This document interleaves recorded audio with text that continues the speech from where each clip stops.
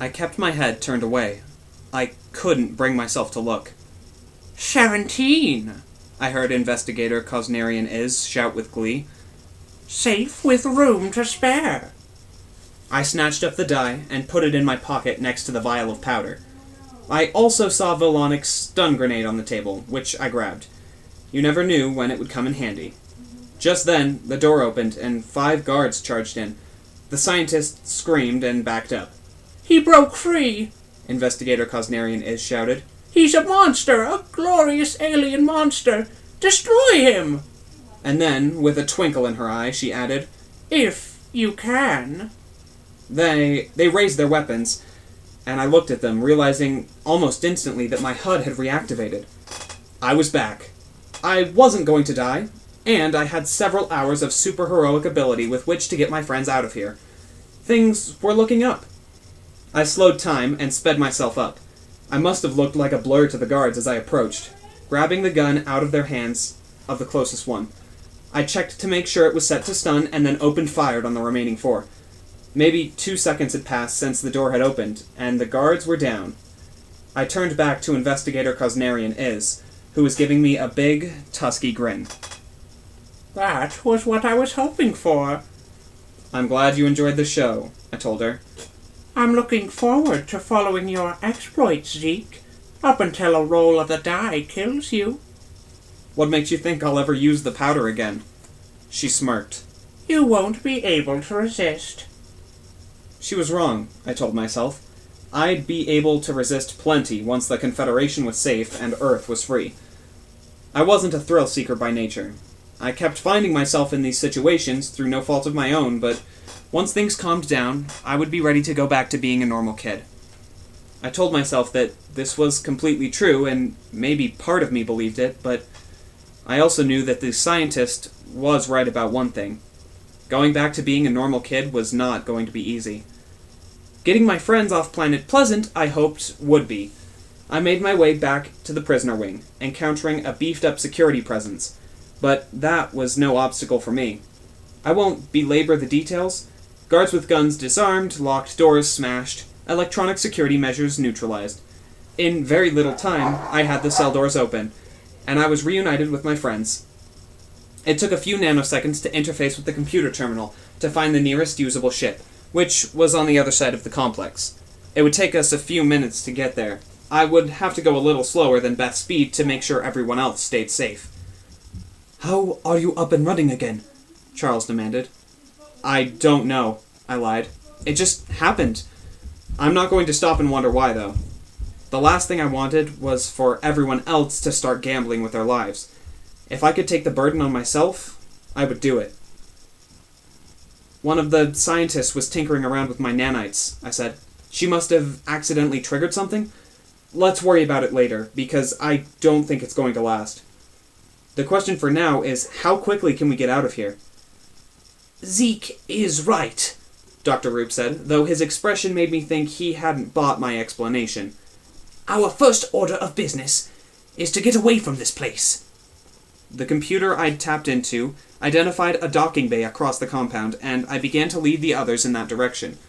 There were a few more obstacles I had to get rid of, such as a small platoon of guards, some mechanized death turrets, and a few robotic sentries armed with dark matter blasters.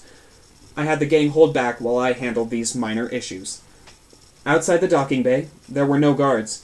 Either every guard in the facility was now unconscious or recovering from broken bones, or there was a last stand waiting for us inside. I couldn't even bring myself to hope that it was the first option, so I told everyone to hold back. Tamrat was reluctant, but she'd seen what I could do and was willing to try things my way, while she and Steve peered around the corner, holding PPB pistols just in case. Bracing myself, I hacked the electronic lock and opened the double doors that led to the hangar. It was massive, large enough to hold a few long-range ships, as well as a number of smaller, short-range shuttles. The huge ceilings made it feel like a cathedral. I did a scan for life signs, but determined it had been completely abandoned, so I waved everyone forward. We made it halfway to the nearest ship before we saw Ardov. He stood maybe 50 feet in front of us. I had no idea why I hadn't been able to see him when I scanned the room. Maybe he had some sort of cloaking device, like the one the Phatic Renegades used. Maybe he hadn't been inside yet, and just entered from a door I couldn't see. It hardly mattered. He was here, and I was going to keep him from hurting everyone. Ardov stepped forward, wearing dark pants and a dark shirt, and a long coat that flared villainously. He grinned at me, and placed the tips of his fingers on his tongue, then opened his hand and tossed something high into the air. It was a 20-sided die. In the blink of an eye, I went through all the ways that this was completely terrible news. If Ardov was taking the time to roll a die, it wasn't because he was trying to get in a quick game of Pathfinder. He had the former military tech upgrades. I was about to fight a guy who could do everything I could do, except he was a lot meaner than I was. That was the immediate problem. In terms of the big picture, it meant that this technology wasn't just for those of us who had unlocked it in the Hidden Fortress. The Fads had figured out a way to reverse engineer Tamrat's hack of the tech tree. When I'd fought Ardov back on Earth, I'd more or less handed our greatest enemies the tools they needed to conquer the galaxy. Now, I understood what Investigator Cosnarian Is had been saying about the tests she was conducting. Months, she said, the Fads would have complete control of the former tech tree, be able to distribute it to all their soldiers in months. If we didn't get the Confederation out of Junip's hands soon, there would be nothing to stop the Fads from expanding as quickly and mercilessly as they wanted. It would be the end of the Confederation forever. I wasn't even sure that the Renegades' plan of destroying Confederation Central would be enough to stop the Fads from getting these abilities. That was the situation I was facing.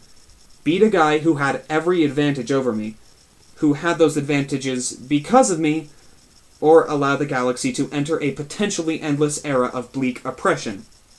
Not too much pressure. I slowed time so I could think. How could I defeat Ardov? I couldn't simply slug it out and hope for the best. I had to figure out some angle, or everything I cared about would be lost.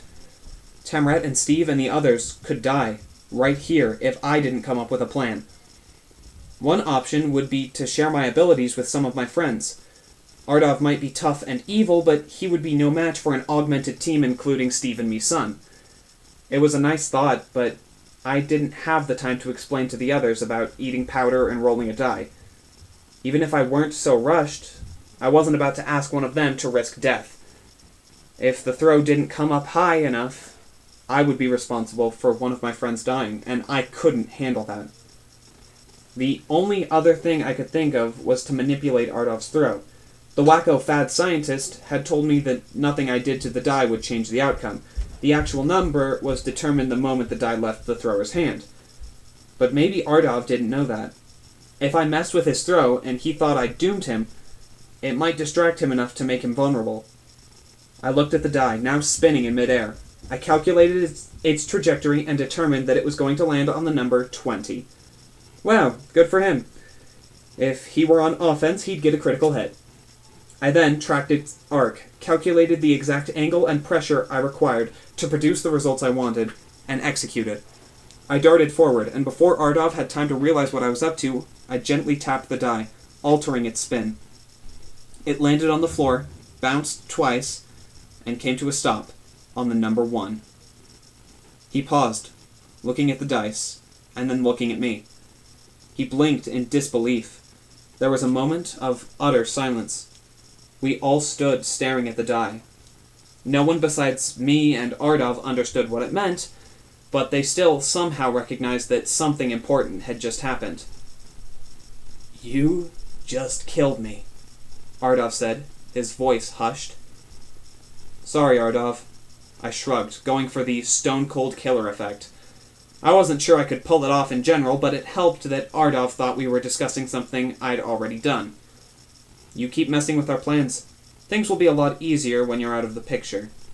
No hard feelings, right?" Maybe this was cruel, making light of his doom, but I figured he had it coming.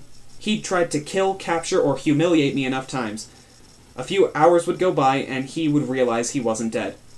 Besides, the only chance I had of beating him was to be smarter than he was.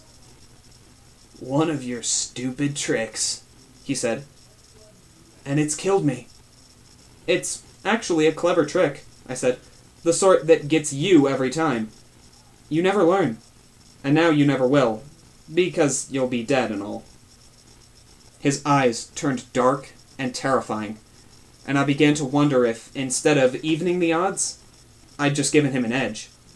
I'd just given this dangerous bully nothing to lose and every reason to want to hurt me and everyone I cared about. The instant that thought crossed my mind, Ardov charged.